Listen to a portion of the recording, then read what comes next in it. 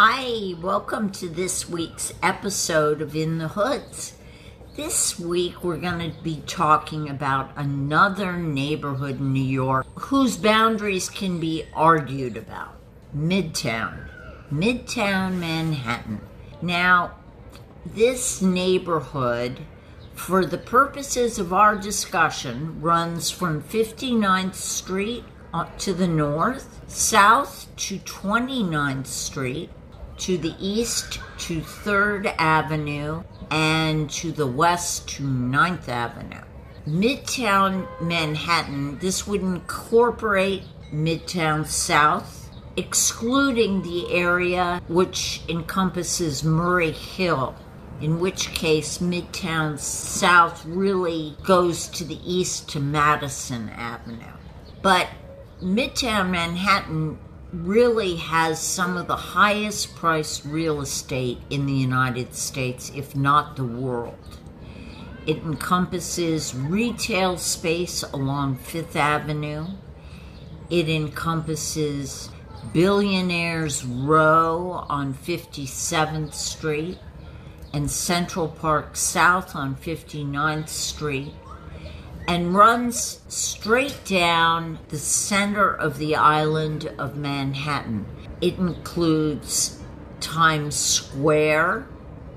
It includes Saks Fifth Avenue. It includes the old Lord & Taylor building. It includes Madison Square Garden and Penn Station. Most of Midtown Manhattan is largely commercial or retail, although there are pockets of housing which are very desirable on 57th Street, on Central Park South and 58th Street, and west over near Columbus Circle, and into an area that we'll cover called Hell's Kitchen, which runs west. Midtown Manhattan is known primarily for its commercial areas, which incorporate the Empire State Building, Penn Station, many tourist destinations. Rockefeller Center is in Midtown Manhattan. So this is an area which is frequently and known all over the world.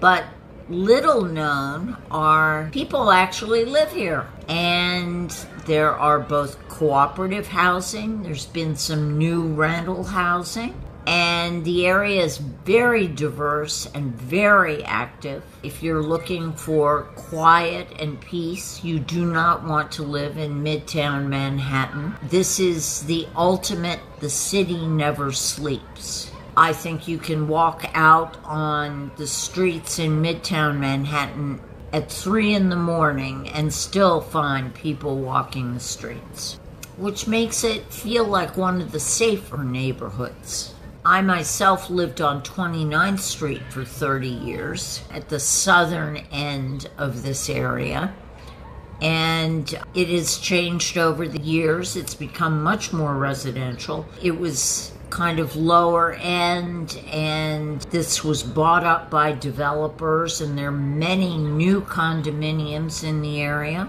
particularly in Midtown South and along Billionaires Row.